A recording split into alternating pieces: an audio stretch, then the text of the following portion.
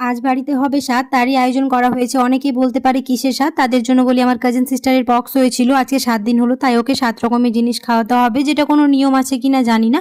তবে ছোটবেলা থেকেই দেখে আসছি যে এরকম কিছু হলে ৭ দিনে তার পছন্দের খাবারগুলো খাওয়ানো হয়।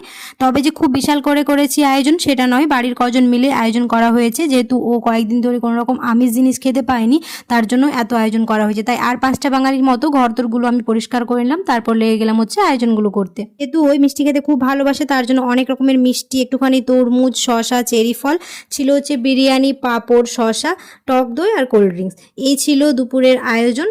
জানি না এটা কেন করতে হয়, তবে আমাদের যখন ছোটবেলায় হয়েছিল তখনও এরকম ৭ দিনে ৭ রকমের জিনিস খাওয়ানো হয়েছিল, ওর বেলাও খাওয়ানো হচ্ছে। কারা কারা পক্স হলে এই নিয়মগুলো ফলো করো অবশ্যই আমাকে কমেন্টে জানিও, আর কেন করতে হয় সেটাও যদি জানা থাকে তাহলে অবশ্যই আমাকে জানাতে ভুলো না। সবশেষে ওর জন্য বানিয়ে নিলাম হচ্ছে ওর পছন্দের লস্যি, যেহেতু কয়েকদিন ধরে কোনো রকমের কোল্ড ড্রিঙ্কস বা ঠান্ডা জিনিস খেতে পাইনি, তো ওর জন্যই বানানো। এখনো আমাকে ফলো করনি, অবশ্যই ফলো করে দিও। দেখা হবে পরের একটি মিনি ব্লগে।